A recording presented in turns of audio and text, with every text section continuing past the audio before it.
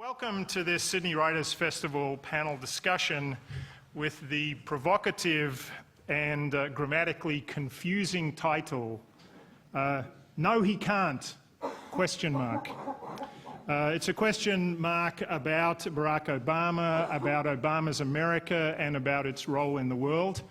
My name is Jeff Garrett. I'm the Chief Executive of the US Studies Centre at the University of Sydney, and it's my real pleasure to be here this morning with all of you to moderate a discussion that I'm sure is going to be fascinating.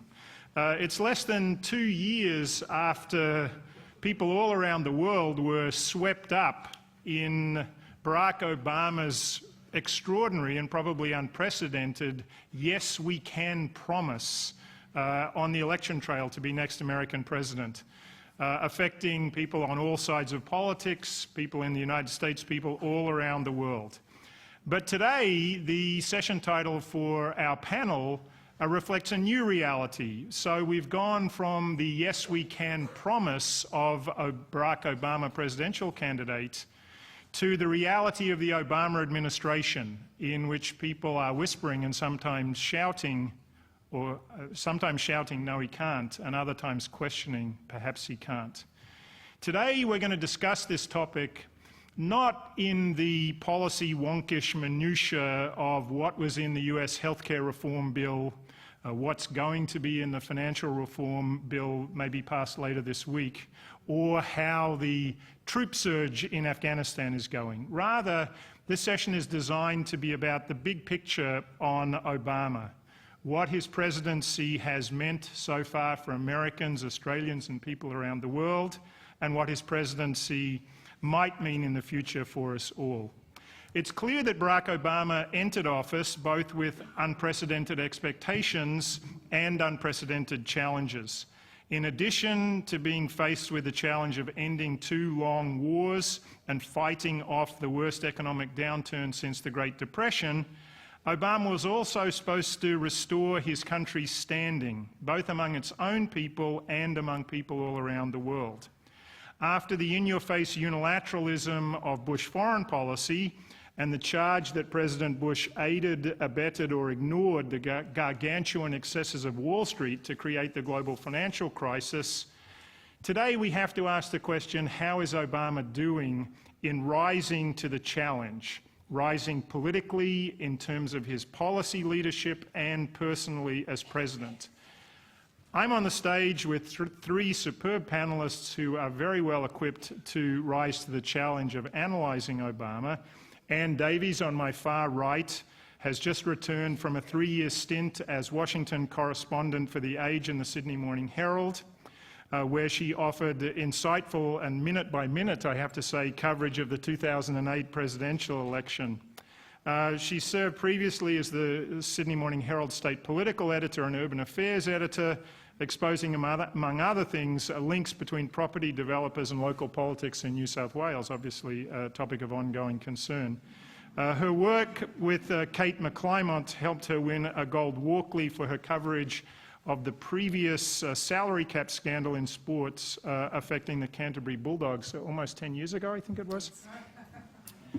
Christopher Hitchens to my left, and I'll quote from The Observer, is one of the most prolific as well as brilliant journalists of our time, and I was told to say he's also widely published, a polemicist and a frequent radio and TV commentator. I have to say whoever wrote this script believed in understatement. Christopher Hitchens is a contributing editor to Vanity Fair. He's a visiting professor at the New School in New York, and I think you have an affiliation with the Hoover Institution at Stanford and the Atlantic Monthly. His numerous books include the recent international bestseller, God is Not Great, not a very provocative title, and he's in Australia, among other things, talking about his latest book, Hitch 22, a Memoir. Last but certainly not least, to my immediate right, is Don Watson. Don Watson's American Journeys, a book about his time in the United States in the run-up to the Obama presidency, won the Age Nonfiction and Book of the Year awards in 2008. It also won the inaugural Indie Award for Nonfiction and the Walkley Award for Nonfiction. His earlier Recollections of a Bleeding Heart won the Age Book of the Year and Non-Fiction prizes, the Courier Mail Book of the Year, National Biography Award, Australian Literary Studies Book of the Year Award. His best-selling Death Sentence won the Australian Booksellers Association Book of the Year in 2003. So we have a very distinguished... You didn't mention any of my prizes. You didn't mention my affiliation. How should I feel? I think you should take that up with your publicist, because I'm only doing what I was told. And I'm sure you're not in a position to speak for yourself on any of these matters. So. No, sir. Without further ado, I'll try to take one giant step back here and put our panelists in the limelight. I can see that some of them are at least itching for that role. So let me start with just an overall reactions, a sort of quick reactions from the panel on this question of, has Obama, yes we can, turned into Obama, no he can't? And perhaps we might start with you on this question.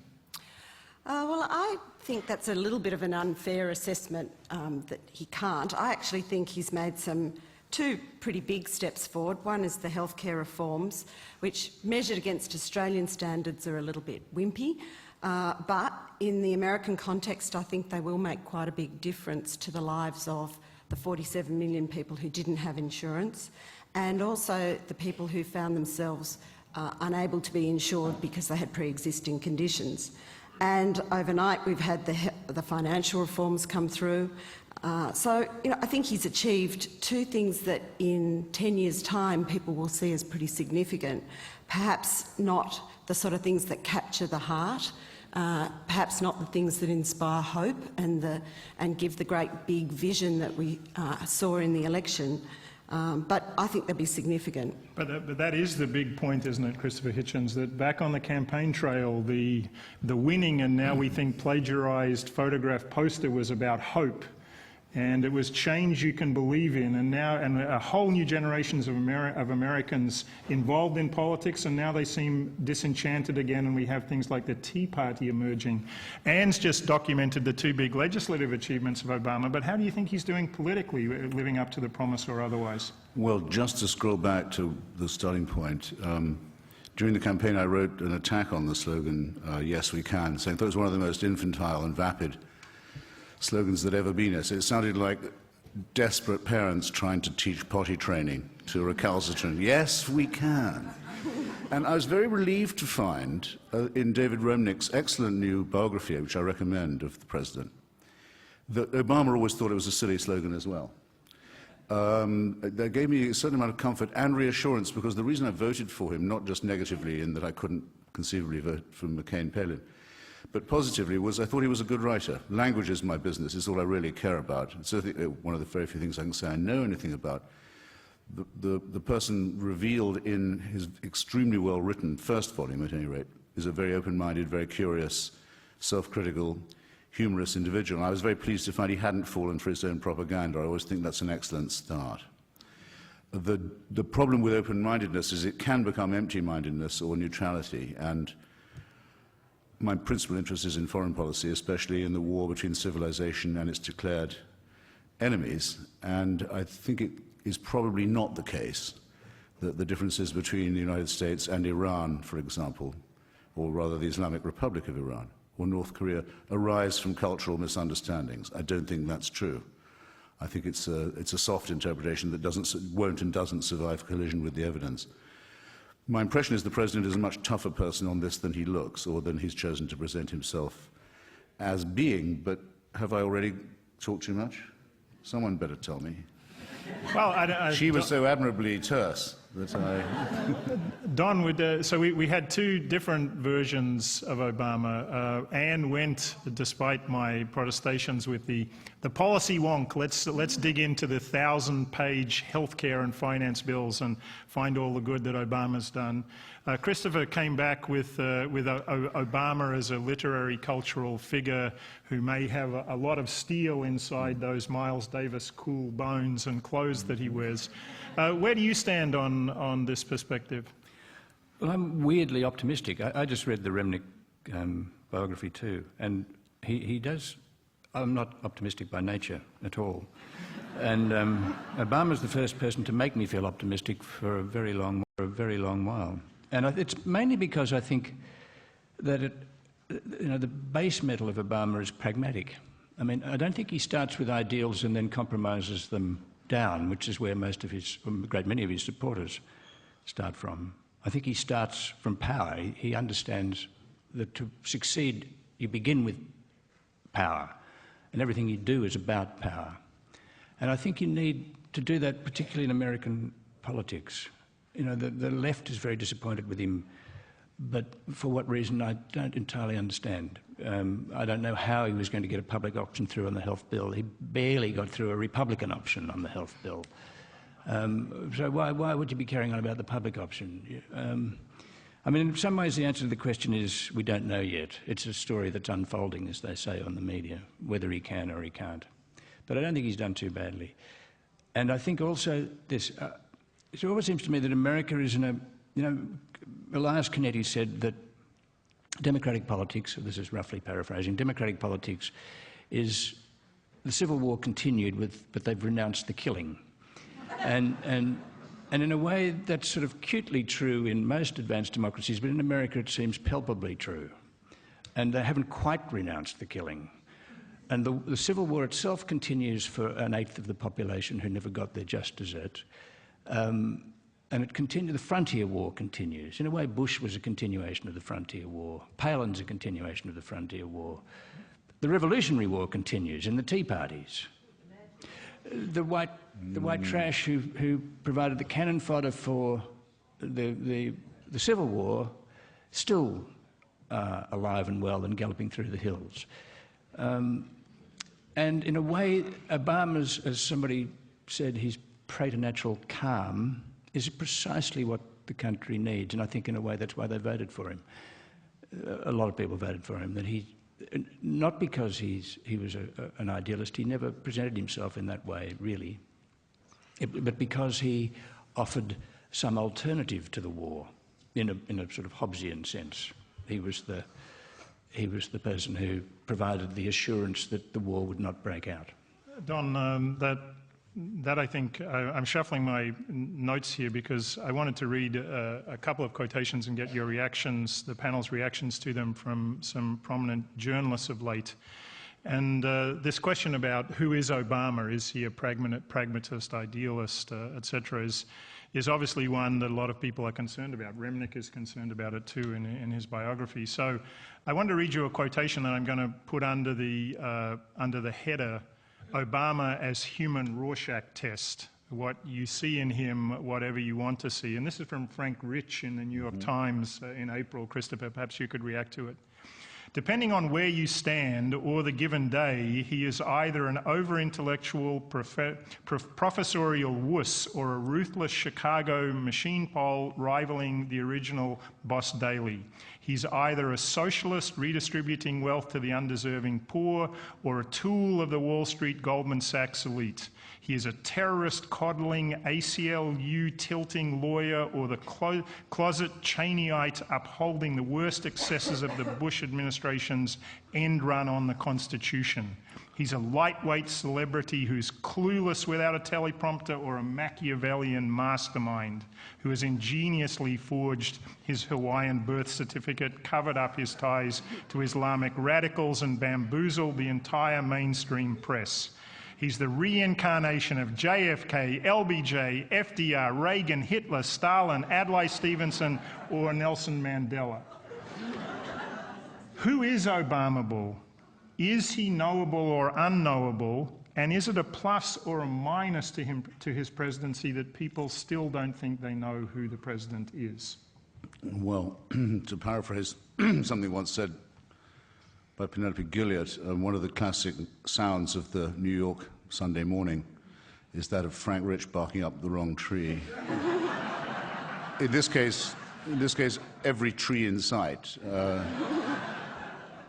Obama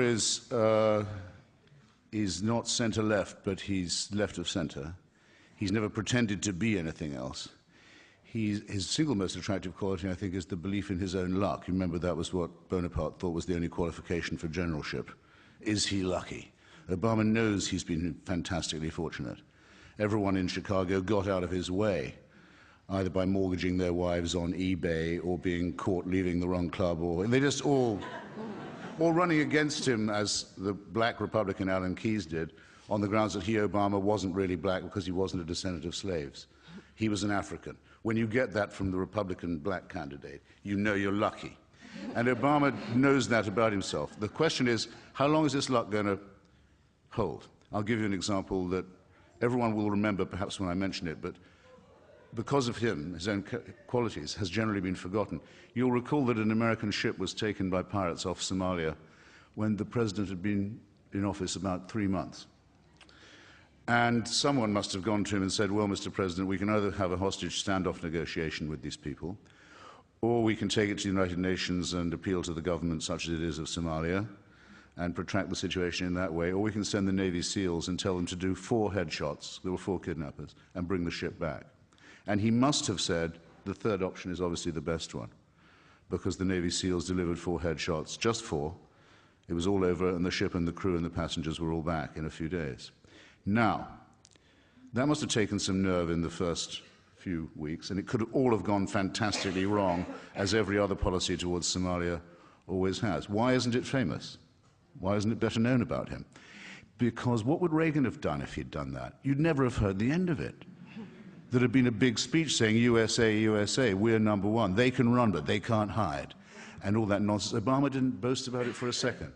He basically thought, those who need to know have got the message, and I don't need to brag about it. That I thought was very impressive. That's why I believe, and have written ever since he began running for the nomination, that those who vote for him because they're members of MoveOn.org, who've already proved themselves to be stupid, are stupid twice because they're voting for someone who absolutely doesn't represent or stand for anything that they believe. So is this humility as charisma? Don, you're pretty good on these personal... On humility. You have a lot of it going around and you write about it eloquently. So humility as charisma? Christopher's just said that, that there's something fundamentally wrong about the Obama hype, because everything we see about the guy is about discipline, quiet discipline, pragmatism, all the things one might associate with someone with his academic pedigree, but not what you'd associate with this walk-on-water political candidate who can inspire people all around the world. No, I think, the reassuring thing about him, I think, is that he's so calculating, and his instincts are very good about when he ought to when not to overplay something. To give you an example, it was galling to see, I'm sure for lots of people left of centre or even right of centre, to see that he decided that he'd solved the great financial meltdown with the people who were largely responsible for it. This was hard to stomach. But then, I don't know quite where I read it, but someone pointed out very sensibly that, in a way, if you're dealing with the markets, you're not dealing with a political problem, you're dealing with a market, and a market doesn't think like. A market is concerned that the right people are in the right places, a market's concerned with belief. So if you put Joseph Stiglitz in there, that might make everyone feel better on the left, but it actually won't make the market feel better. They'll feel better if Paulson's there. And in a way, that seems to me quite an astute calculation by Obama, and makes... I think, it was funny that Team of Rivals book came out at the same time as he was running, and it couldn't have been better for him, in a way, because it looked like a Lincolnian moment when you really had to step across to the other side. You couldn't win without doing that. And by stepping across, he confused everybody, which is, I think, a way he operates too. But I think those sorts of calculations are reasons for confidence with him, that he's actually one step ahead of the left who support him all the time. I know Christopher would say that's not hard.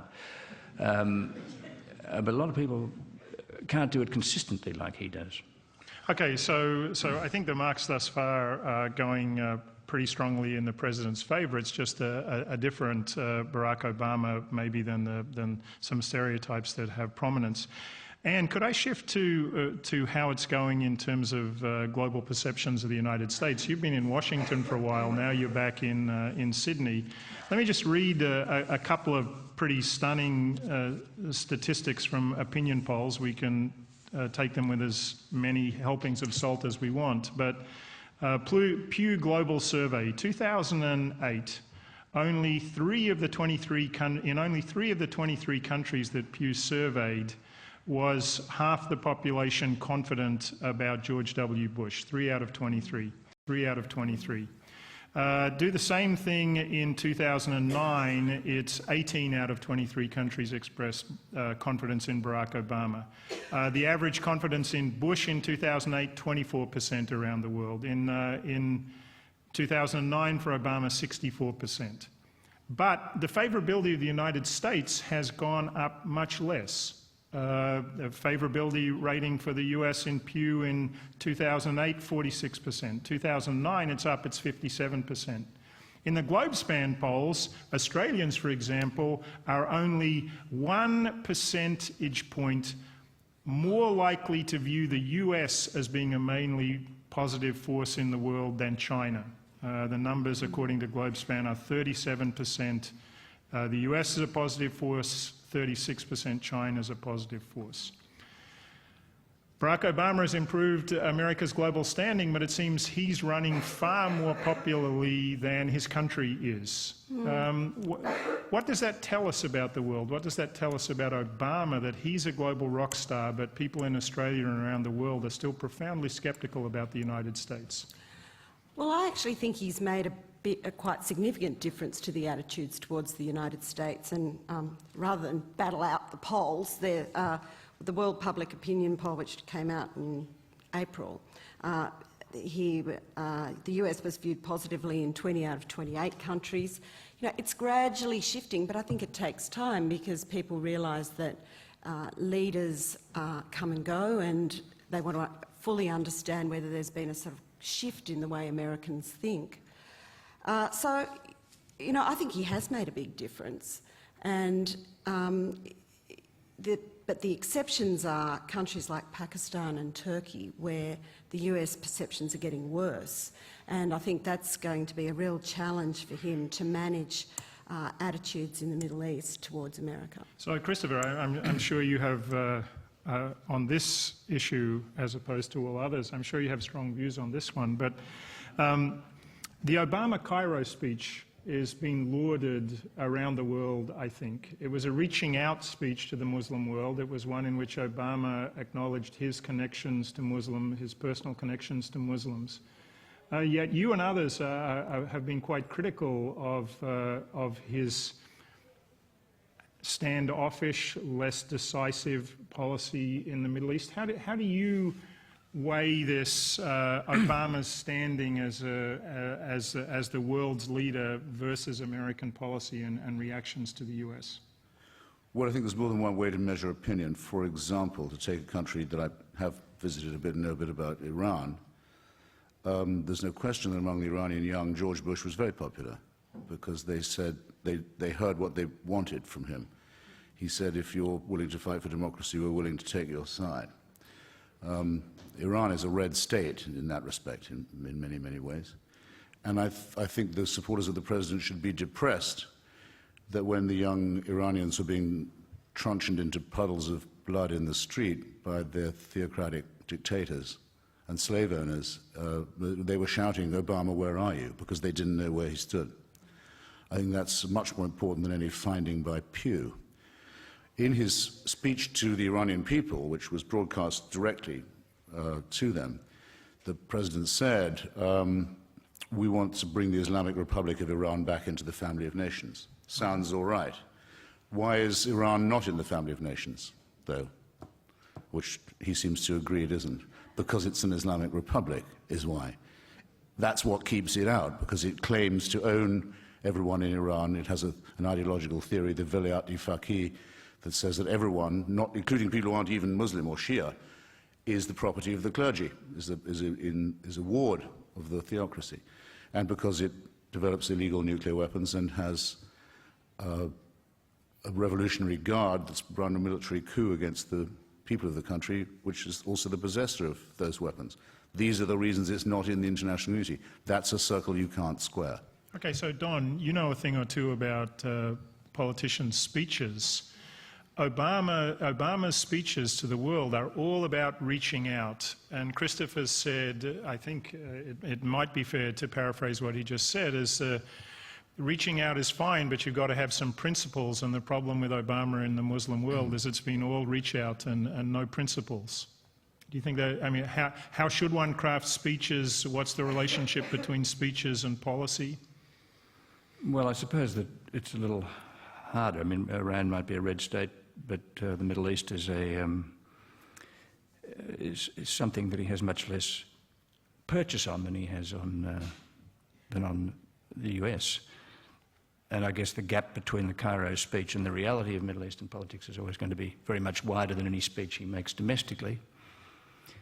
As for the, I mean, I'm sceptical about speeches. I don't know. He's brilliant at them, but I don't know that they actually change much. They just sort of sit there. But I guess the problem is with the reaching out. I mean, if you take the George Bush line, but if you fight for democracy, we'll be by your side, is good, except that it maybe it echoes his father's urging of the Kurdish uprising in Iraq and then not giving them the support they needed. You can get yourself into trouble that way as well, urging people on into a battle that you may not be able to help them win, and the consequences may be terrible. So maybe Obama's motivated a little by that, I don't know. No, with this, the Kurdish question was Kissinger giving weapons to people saying, we'll back you as long as you fight, then cutting off the weapons and not telling them. That's not the same as a principled stand in favour of Iranian democracy in the least. Anyway, you must therefore be pleased that Bush's son finally helped establish Kurdish autonomy in Iraq in a free Republican Mesopotamia. Of course. Though I didn't hear you say so. I'm glad to hear that. On the point of purchase, I'd like to take up on a single word, very important. You wouldn't say, would you, that the United States has no purchase on the government of Israel? No, I wouldn't. No. I mean, in other words, if the Israelis are going to continue to build settlements in an identifiable, just a single suburb of Jerusalem, where most of the Arab population can produce documents proving they've owned their homes since before the British Mandate. If American policy can't get them to stop building in that one identifiable suburb of Jerusalem, then there's no such thing as leverage or purchase. And Obama went to all the trouble to point out that this is a terrible thing. He should have said more than he did, in my view, that it's theft as well as an obstacle to negotiations, and then walked away from that. So that a punk government like that of Netanyahu, under the influence of a ratbag religious party, the Shas party, crackpot Orthodox party that happens to run the Ministry of Housing, is allowed to humiliate the United States, not just in the person of its vice president, who was there at the time, but its president and its Congress and its voters. And immediately the president backpedals, and now he's being attacked by some leading American Jewish organizations as being, in principle, anti-Israel. So he's had a fight with one of the Democratic Party's most important voting blocs. He's done nothing for the Palestinians, and he's made himself look like a jerk. This is not impressive. But when was American policy in the Middle East impressive? Well, actually, I'll give you an example. When George Bush Sr. Said to the Israelis, if you go on like this, I will ask Congress to suspend your loan guarantees, I thought that was extremely impressive. And so did everyone else in the Middle East, and it led to the nearest we've ever had to a proper peace conference. That was in Madrid. Bill Clinton chose to run that year from the right against Bush, saying that he thought Bush was being soft on Cuba, just like Kennedy. Thought Eisenhower and Nixon were being soft on communism in Cuba, and also from the right on Israel, saying if he was president, the Israelis would not be subjected to this kind of pressure. So the last time that there was an impressive American policy, it was a Republican administration, and it was undone by the hero of every liberal in this room. Okay, so we Not have... this liberal. I'm not sure the great triangulator is a hero of you know what all I mean. liberals. They all thought he was hard done by. And we just, you and I have just listened to an exchange on sort of principle, backbone, rhetorical flourish, etc. I wanted to see if I could just get you to reflect on an added element that seems increasingly in the mix. I'm going to quote from Richard Cohen this week in the Washington Post. I don't know, have you got a one-liner on him? Yeah. Maybe we can hold it for a second. Good. So I'm going to call this, I don't think this was the headline writer's tagline, but it's what I would have chosen, which is Obama the Irrelevant. And the theme here was President Obama's visit to the Gulf Coast to look at the oil spill, but apparently, according to most people, not to have done much about it. And Richard Cohen wants to say that that's a metaphor for the Obama presidency, and here's what he said. Obama is presiding over the unpresidable, the president overseeing the incomprehensible. By the way, I'm going for quotations that are supposed to have some literary flavour. Maybe journalists shouldn't be doing this kind of thing. I'm not sure. But the president overseeing the incomprehensible, the full panoply of meaningless power, Air Force One, Marine One, the limo, the motorcade, the briefcase with the nuclear launch codes, all amounting in this case to a man railing against the sea, a sombre lesson for us all. The oil spill goes on, the wars go on, the debt grows, and so, for too many of us, does our denial. The claim here is that the United States is slowly sinking either into a gigantic oil spill or into in somewhere between the Pacific and the Atlantic Oceans. The US is in terminal decline. Obama can't do much about it. He might sound good, but there are these big realities that he's just not affecting. Is that one overdrawn? Is the US in terminal decline? What should Obama be doing about it? Well, I think that's the great fear that Americans have. I came back in January and I've noticed since then that the polls are showing that Americans have even got less happy about the direction of their country since when I left. And so we've got 23% happy with the direction compared to normally 40%. And I think that's the great problem for America is how do you manage all these problems that they've got around the world?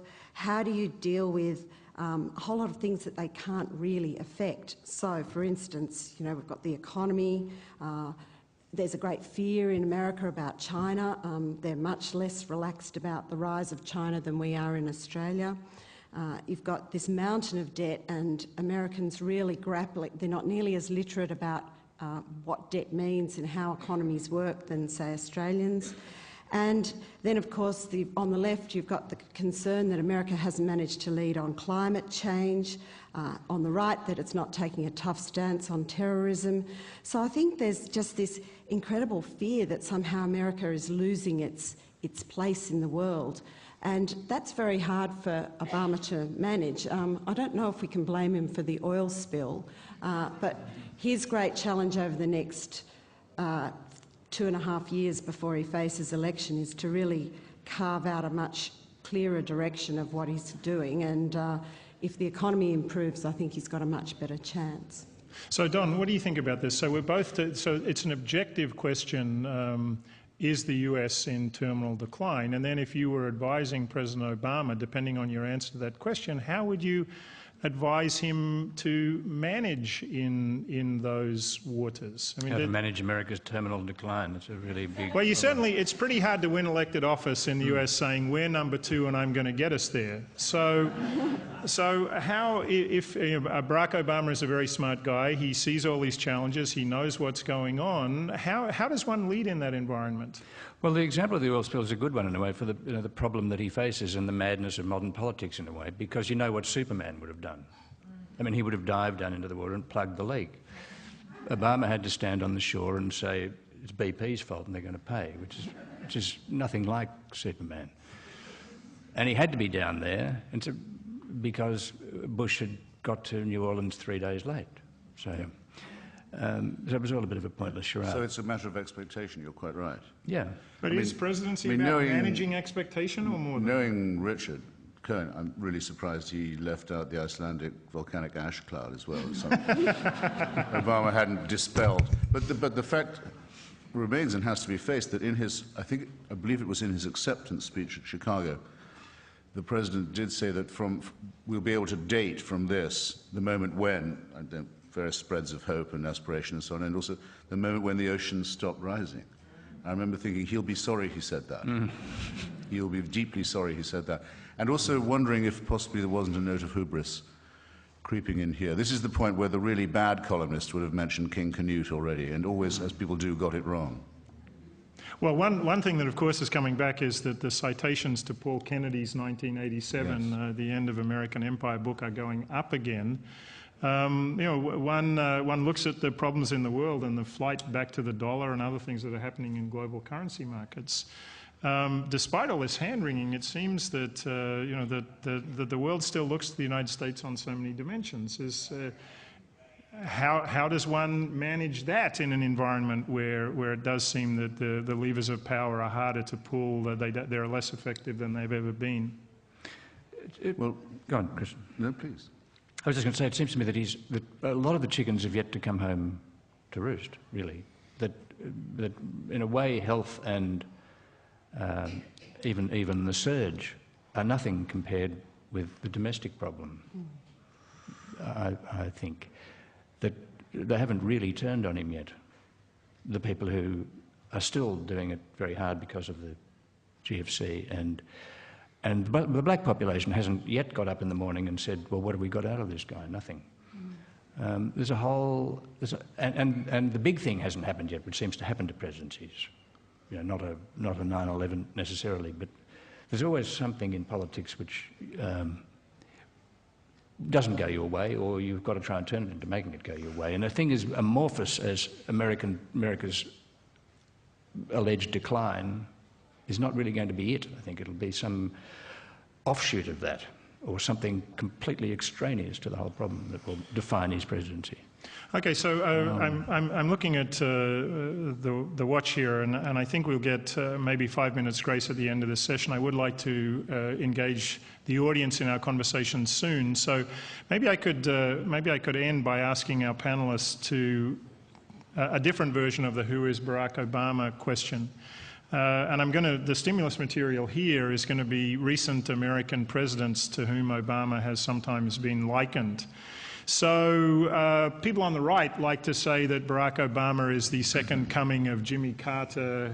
He's got all this pious moralism, but he'll be undone by a combination of economic problems and wars that he doesn't have the stomach for.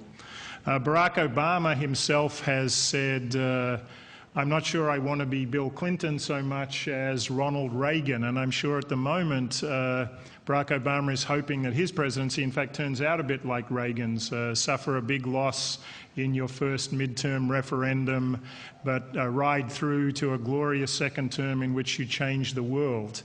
Don, I think we were speaking before and I said I was going to ask you this, Clinton, Reagan, Carter, and you said, well, none of the above. He's like no former president. How do you think we should index Barack Obama? Well, to be quick, I'd say I hope he's somewhere between Eisenhower and LBJ himself.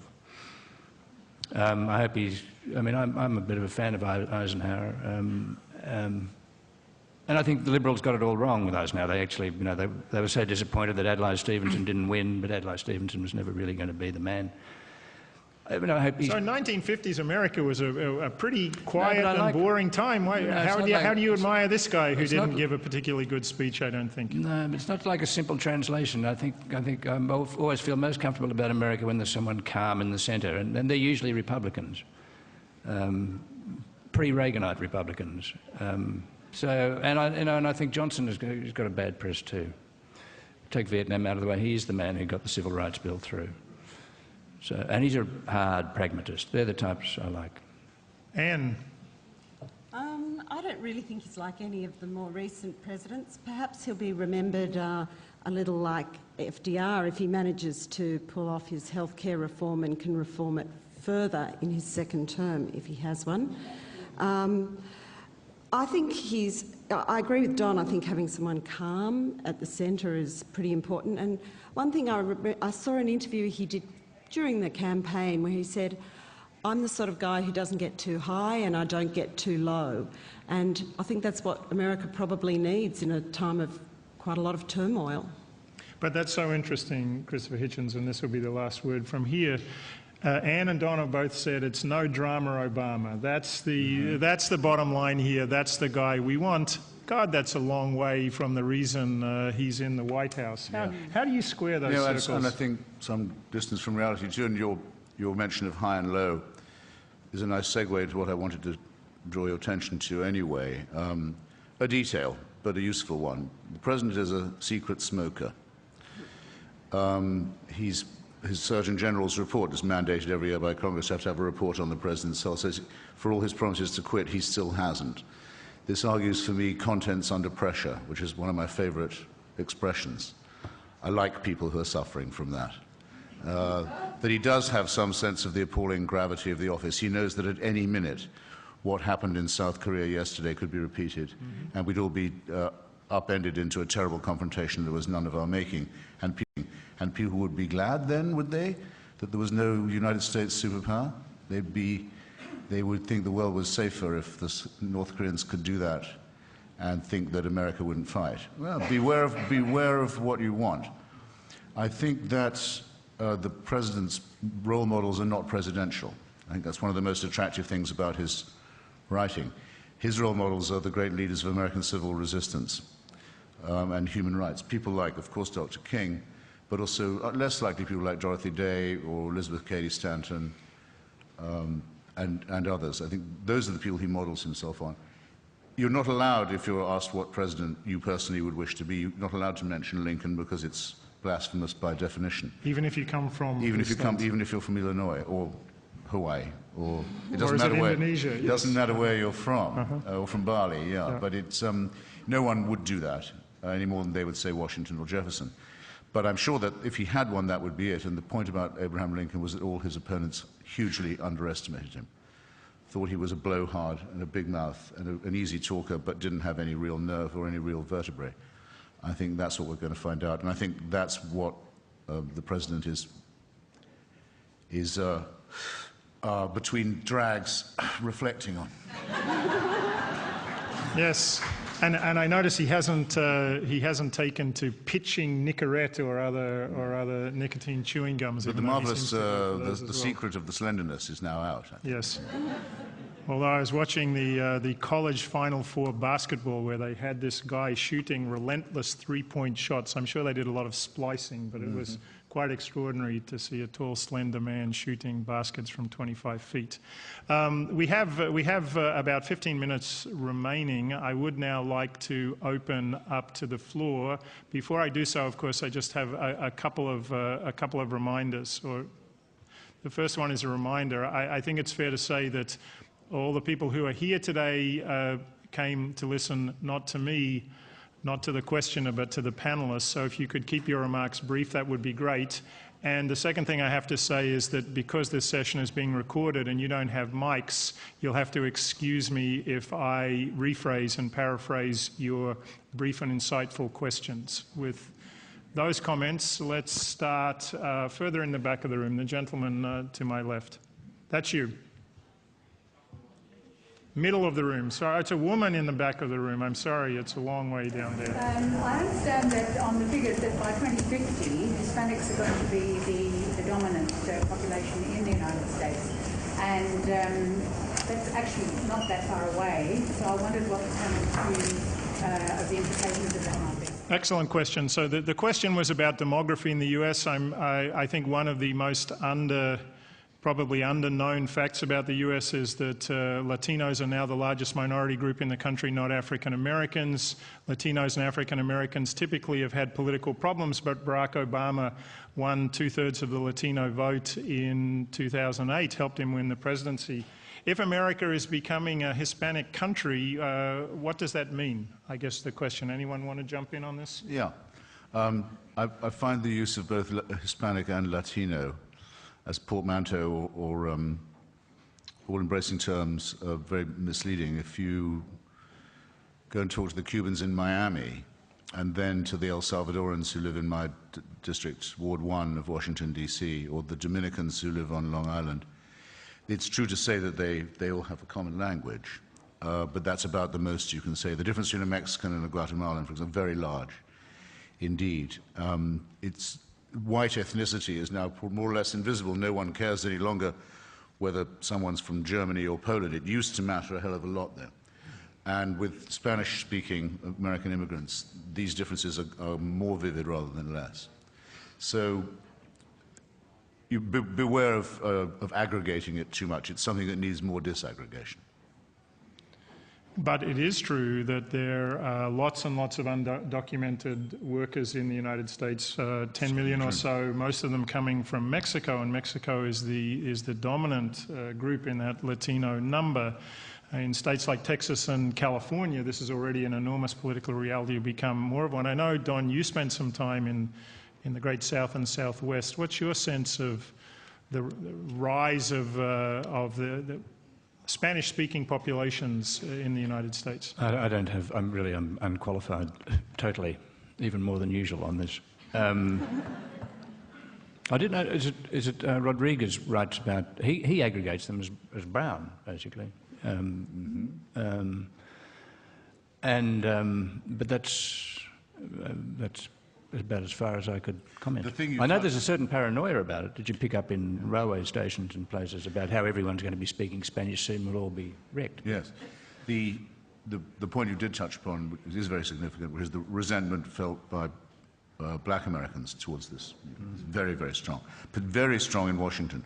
The worst riot there's ever been in Washington while I've been there was when a black police woman told a young Salvadoran man to put down his beer can in front of his peer group. And he wasn't going to be told to do that by any woman, let alone a black one. And then after he'd been handcuffed, she made the mistake of shooting him. Well, that's always a mistake.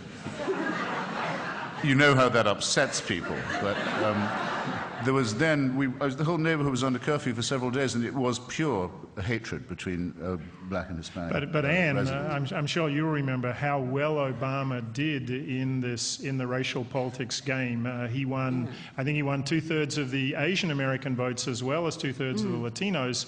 And a lot of the inside the Beltway types think that if the Democrats can secure the Latino vote, if there is such a thing, leaving aside Cubans in Miami and the like, that's going to make it virtually impossible for Republicans ever to get back the presidency, because those Mountain West states go from being Clint Eastwood gun-toting cowboys to solidly centre-left Latinos. How do you think this demographic change is going to shake out? I mean, obviously Obama is the biggest symbol of it, but there's as the question mentioned, there's a bigger force out there, which is the changing demographics of the country. Well, it's interesting that Obama has put immigration reform back on the agenda. It's also interesting that George Bush was prepared to run with what some of his own party saw as a far too liberal immigration policy.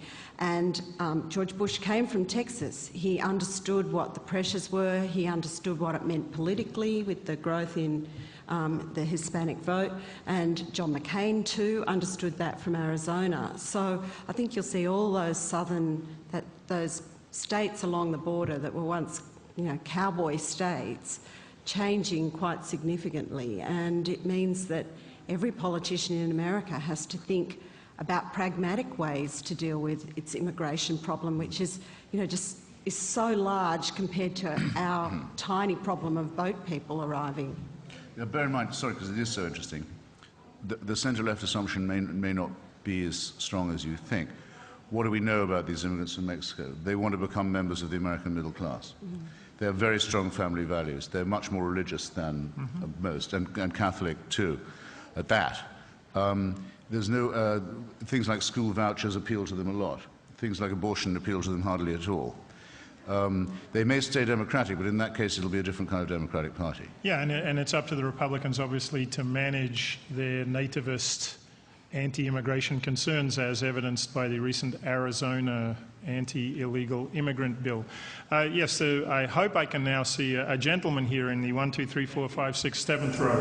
Could you comment on Rupert Murdoch's attack on the Obama administration through Fox News?